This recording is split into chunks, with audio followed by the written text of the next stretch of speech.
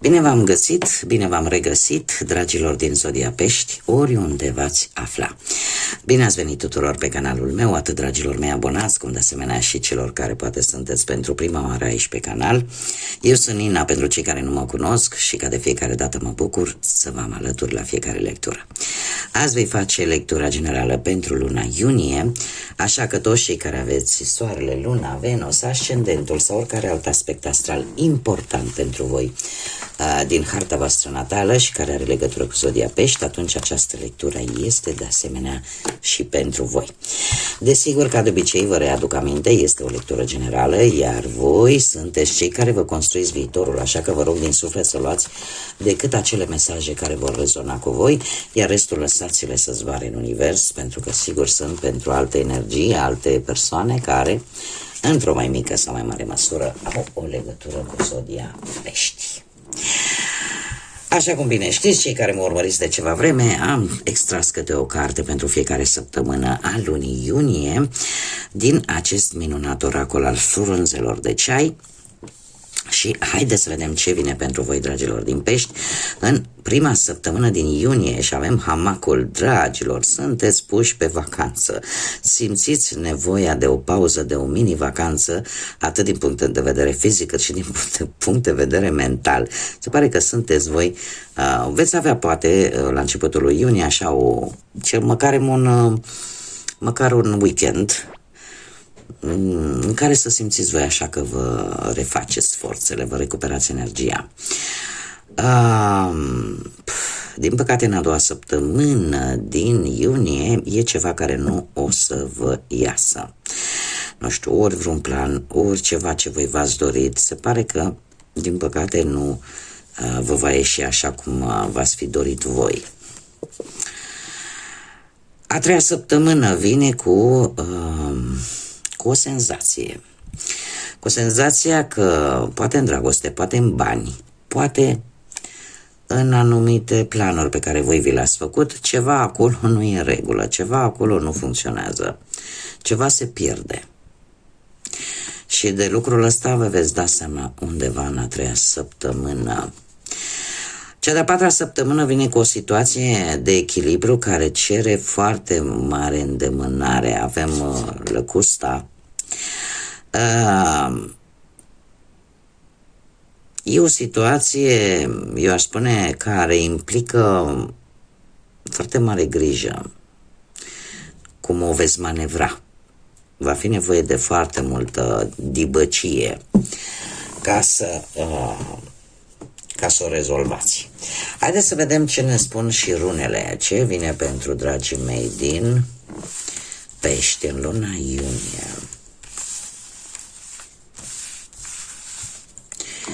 Să vedem.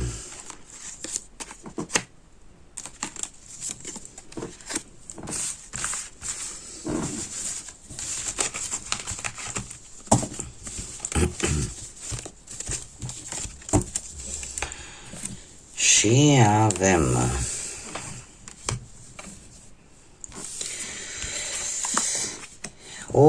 ce interesant. Dragii mei, prima rună, Bercana. Bercana îmi vorbește de o stare în care, cu ceva timp în urmă, ați vrut să începeți ceva nou, ați vrut să controlați o anumită situație, ați vrut poate să vă recâștigați libertatea de a face ceva. Numai că ați avut parte de niște obstacole care v-au cam ținut în loc sau care v-au ținut oarecum încorsetați în anumite situații, în anumite relații, da? Cumva lucrurile nu au mers cum trebuie. Este foarte interesant, toate runele mi-au ieșit inversate. Acum, în prezent avem Inguaz care vine cu aceeași stare.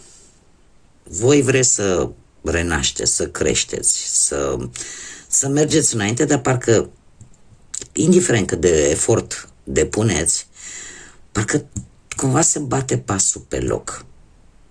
apare o ușoară rutină, parcă nimic nu vine nou, parcă totul este la fel, parcă nimic nu se schimbă, indiferent cât efort ați face voi. Iar asta este cumva pe orice aspect al vieții poate să fie, fie el profesional, material sau sentimental. Luna lui iunie, dragilor, luna lui iunie, avem cartea lui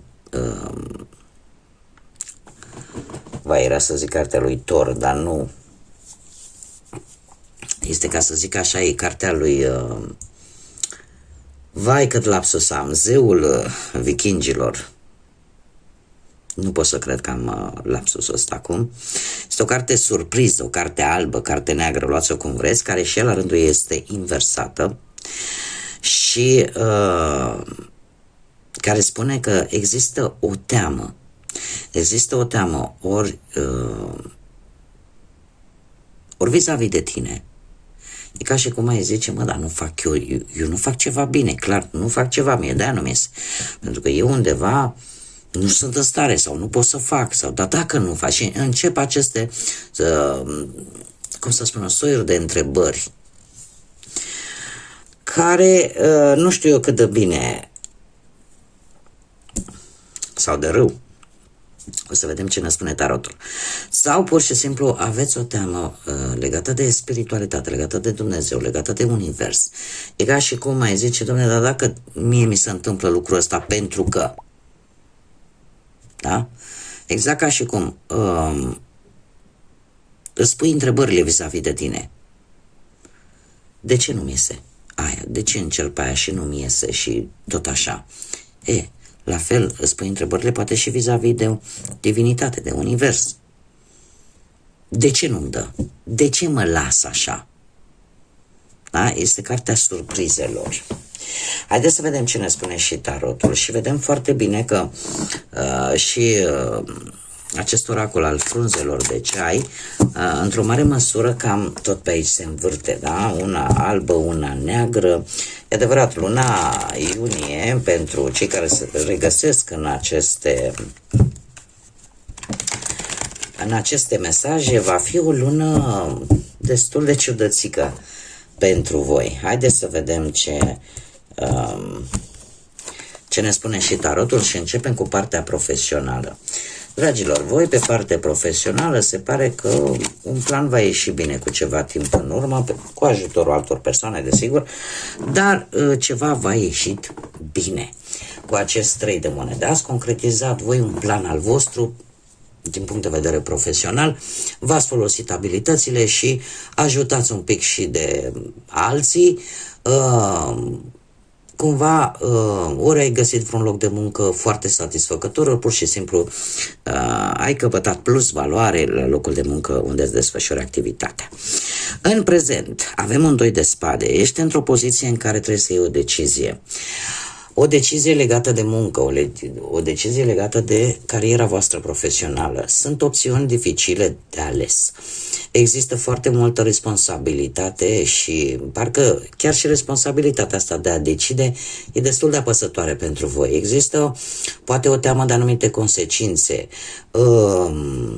E un pic de blocaj. Sunteți un pic blocați, poate nu știți cum să o dați, unde să o dați. Unii dintre voi poate așteptați un răspuns important pentru voi pentru a lua această decizie. Am mai ce să vă spun, că dacă totul este corect, înseamnă că totul va ieși bine. Unii dintre voi chiar sunteți tentați să mai cereți încă o opinie vis-a-vis de această alegere pe care voi trebuie să o faceți sau de această decizie pe care voi trebuie să o faceți. Luna iunie vine cu un paș de cupe, vine cu o veste tare bună, totuși lucrurile se vor îmbunătăți pe plan profesional. E posibil să primiți chiar un apel important.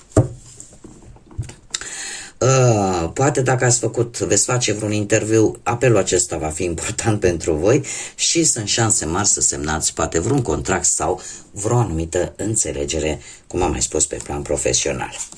Haideți să vedem pe plan material. Cu partea materială, dragilor, ce se întâmplă cu voi aici?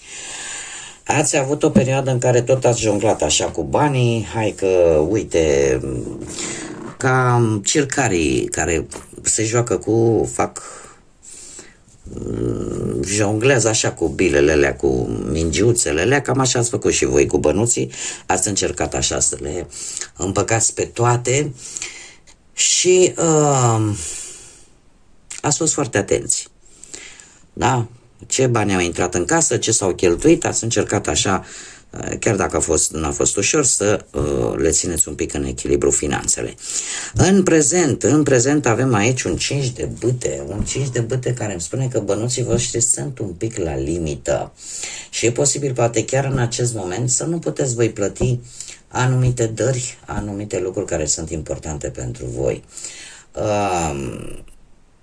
Există totuși, avem aici un personaj, în luna lui iunie, cineva dintr-o zodie de aer, Gemeni, Balanță sau Vărsător, care este cineva puternic, care va juca un rol important din punct de vedere financiar în viața voastră, dacă vorbim de această energie. Dacă nu vorbim de această energie, putem vorbi de situația în care voi va trebui să vă folosiți atât intuiția cât și inteligența și să vedeți lucrurile cât mai rațional și mai logic posibil din punct de vedere financiar. Da? Încercați să țineți de bănuți cât se poate, să nu cheltuiți impulsiv, pentru că se pare că partea asta cu bănuții este totuși într-un moment de impas pentru unii dintre voi. Dar, cum am mai spus, cu rațiune, cu logică, cu limitare, se poate traversa și această lună și încet, încet să ieșiți la liman. Dar, v-am mai spus, aici e posibil o persoană importantă să joace un rol important din punctul ăsta de vedere financiar. Haideți să vedem cu viața sentimentală, cei care sunteți într-o pereche. Dragilor, voi ați dus în spate mai mult de un grăunt de jumătate, da? Cum era acea poezie cu furnica.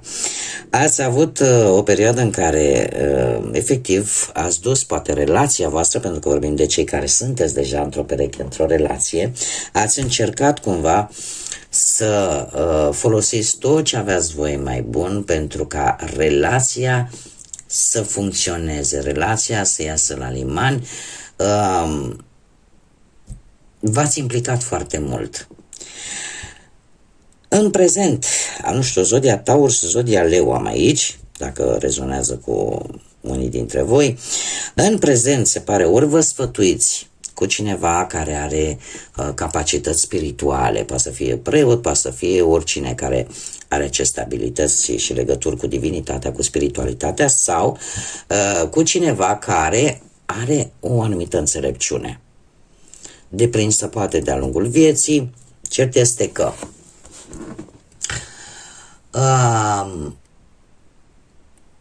apare poate, nu știu, poate unul dintre voi reușește să se pună în locul celuilalt. Sau poate ăsta e sfatul pe care îl primiți. Pentru a se înțelege, pentru a-l înțelege pe celălalt. Nu știu, vă veți sfătui cu cineva care vă va spune nu e momentul să faci pasul de separare. Da? Aici mie îmi apare un sfat înțelept pe care ori voi îl descoperiți mergând, citind, auzind, interesându-vă, sau pur și simplu într-o conversație cu cineva care are o anumită înțelepciune. Luna iunie pentru voi, dragilor, luna iunie vine cu o forță interioară foarte puternică. Trebuie să vă spun că lucrurile se vor rezolva.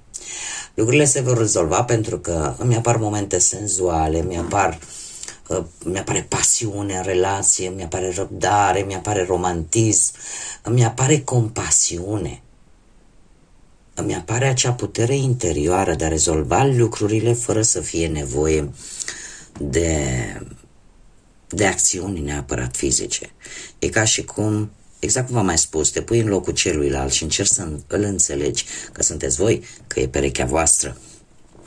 deja nu mai are importanță atâta timp cât se fac aceste lucruri. Și mie mi-apare că luna iunie cumva reușiți să treceți peste toate aceste probleme pe care poate unii dintre voi le-ați avut în relație, dar asta cu puterea cuvântului în primul și în primul rând.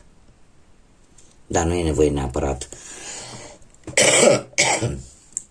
de lucruri mari. Puterea gestului, puterea cuvântului. Mergem mai departe. Cei care sunteți singuri, în urma poate a văduviei, a vreunui divorț, a vreunei separări, sau a timpului prea lung în care voi nu ați reușit să găsiți pe cineva. Dragilor, aici am, ca și zodii, predomină zodiile de foc. Berbec, Leu, Săgetător poate vă spune ceva. Ați avut niște conversații cu ceva timp în urmă, o acțiune destul de, cum să spun eu, îmi cer scuze când fac aceste pauze, nu e pentru că nu știu ce să spun, e pentru că pur și simplu îmi vin cuvinte în spaniolă fără să vreau. Creierul meu, când nu le reușește să le mai găsească în română, imediat vrea să mi le dea în spaniolă și eu vreau să vorbesc cu voi în românește, chiar dacă am 20 ceva de ani trăiți într-o altă țară. Deci, dragii mei, ați avut o activitate foarte intensă, uite că acum creierul meu s-a resetat, o activitate foarte intensă pe internet. Pe internet, unde e posibil să fi cunoscut pe cineva care să vă fi atras atenția foarte tare. Cineva care îi place, e o persoană energică, o persoană dominantă, o persoană care îi place să fie în centrul atenției, care de obicei nu prea primește răspunsuri negative și are un magnetism foarte puternic. Este cineva foarte independent. E posibil ca unii dintre voi să fie avut parte de o apariție chiar la locul de muncă a acestui personaj, care se pare că poate voi ați crezut că aceasta poate deveni o relație strict amoroasă sau o prietenie valoroasă. Cert este că sau lucrul ăsta s-a putut petrece la un eveniment, cum să spun eu, cu foarte multă lume. La un eveniment artistic, social, ceva de genul ăsta. În prezent, totuși, aici cineva dă bir cu fugiți. Aici cineva vrea, că sunteți voi, posibil. Că vi se pare că nu primiți pe cât dăruiți și asta e posibil. Că sunteți decepționați și că e posibil ca ceea ce s-a întâmplat aici nu a fost ce ați fi vrut voi și asta e posibil. Cert este că voi sunteți hotărâți să lăsați această situație în urmă și se pare că bine faceți. Pentru că în luna iunie va apare un soare. Mi-apare încă o dată zodia Leu, o altă zodie de foc, dar soarele îmi spune în felul următor, că nu trebuie să vă pare rău de ce lăsați în urmă și ceea ce pe voi nu vă completează, pentru că iubirea vine în viața voastră și în luna iunie, așa că nu veți duce lipsă de iubire, nu trebuie să vă pierdeți optimismul, pentru că soarele ne vorbește de foarte mult optimism, de foarte multă pozitivitate și cumva totul parcă va fi mult mai bine decât poate chiar ți-ai imaginat tu. Așa că decizia celor care se regăsesc cu acest mesaj de a lăsa toată această situație în urmă va fi una benefică în viitorul apropiat, mai bine zis în luna iunie. Haideți să vedem ce situații necunoscute vin pentru voi sau ce situație necunoscută vin pentru dragii mei din Pești în luna iunie. Dragilor, am cartea bătrânilor, cartea strămoșilor, care ne spune așa: cunoașterea mistică, profețiile sau secretele. Este foarte interesant acest mesaj. Se pare că unii dintre voi veți traversa anumite situații destul de ciudățele în luna lui iunie, situații care nu trebuie să vă sperie, pentru că voi, ca și zodie, fiind o zodie de apă, aveți guvernatorul zodiei voastre este Neptun, care ne vorbește de misticism, care ne vorbește de o lume ireală, de o lume mistică, o lume de multe ori utopică, este adevărat, dar în cazul de față, dragilor, e posibil ca unii dintre voi să vă treziți așa pe nepusă masă, că vreți să știți mai mult, nu știu, uite, poate despre arta tarotului, despre chiromanție, despre lucruri care până acum poate nu v-a atras atenția, sau e posibil să traversați, cum am mai spus, anumite situații destul de ciudățele, vise premonitorii poate, sau sentimente ciudate vis-a-vis de anumite situații, vis-a-vis de anumite persoane. Nu este ceva care ar trebui să vă spere, se pare că are legătură cu genetica voastră, cu cunoașterea asta mistică și cu toate secretele ei.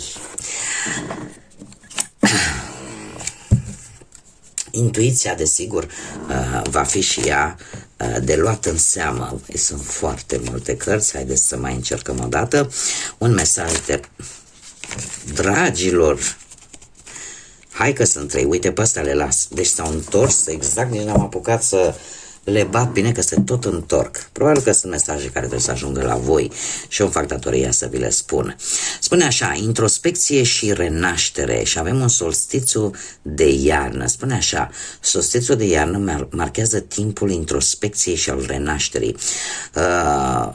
Pe toată durata acestei nopți trebuie să îmbrățișezi oportunitățile și să lași vechile obiceiuri și să te pregătești pentru noi începuturi. Este timpul transformării, acolo unde semințele renaștere au fost plantate pentru călătoria pe care o vei începe. Este un mesaj, de asta vă spun, lucruri noi, lucruri pe care nu le-ați mai simțit până acum, e posibil să apară în viața voastră. Nu neapărat că trebuie să așteptați solstițiul de iarnă, poate să aibă legătură și cu acest lucru, dar în mare parte ne vorbește de a îmbrățișa aceste oportunități. Chiar dacă la început e posibil să vă sperie, îmbrățișați-le, pentru că ele nu vin întâmplător. De asemenea, avem adânc în subconștient și avem oceanul.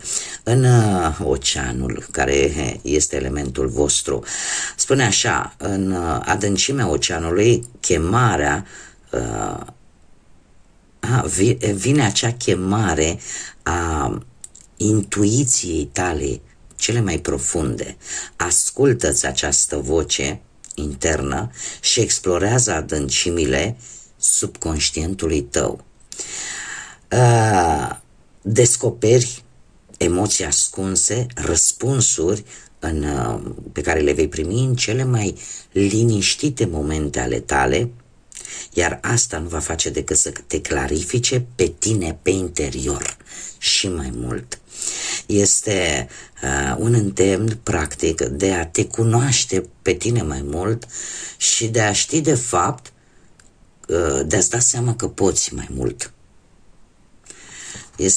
Nu este ușor, dar se pare că e ceva se întâmplă în iunie pentru voi. Și avem aici ultimul mesaj, gratitudine, mulțumire și recoltă. Și avem echinocțiul de toamnă, este timpul să recoltezi, îți readuc aminte că trebuie să mulțumești în același timp, dar să și reflectezi. Ia o pauză să-ți exprimi mulțumirea pentru toate experiențele și toată abundența pe care ai câștigat-o, cum de asemenea trebuie să te pregătești pentru noile oportunități care vor veni în viața ta, pentru noile recolte pe care le vei avea. Este de fapt un îndemn de a, indiferent de cât de puțin vom câștiga, de cât de mult sau puțin vom câștiga, important este să mulțumim. În primul rând că trebuie să mulțumim, să fim mulțumiți de noi, că atunci când facem tot ce ține omenește de noi, când nu avem motive să ne simțim vinovați, trebuie să mulțumim, să fim noi mulțumiți și să mulțumim poate universului, poate divinității, poate nouă înșine, să ne mulțumim pentru tot ce avem, să prețuim, pentru că sunt lucruri care de multe ori le ignorăm, dar ele au importanța lor, au valoarea lor și mai ales atunci, de fapt, să fim mulțumiți nu neapărat doar când câștigăm ceva. Să fim mulțumiți în fiecare zi pentru orice lucru, fie el cât de mărunt, care ne poate aduce un zâmbet, care ne poate aduce o stare de liniște. Cam asta e ideea.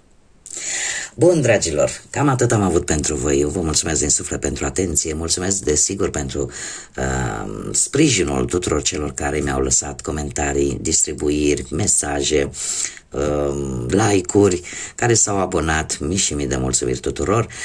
Vă doresc un iunie, un început de vară, la mine deja este foarte cald, să aveți un început de vară cât mai liniștit, cât mai luminos, cât mai plăcut și cât mai plin de energie pozitivă. Până data viitoare când ne vom reîntâlni, numai bine și să fiți iubiți, dragilor!